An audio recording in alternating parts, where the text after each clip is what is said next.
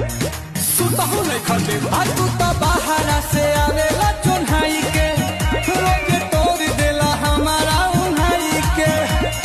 कहेला प्लीज जदी दिहिला बरीज ओही चीज खातिर से ला तोरा तू भर हे राजा कमर धके सुतेला कि रात भर हे राजा कमर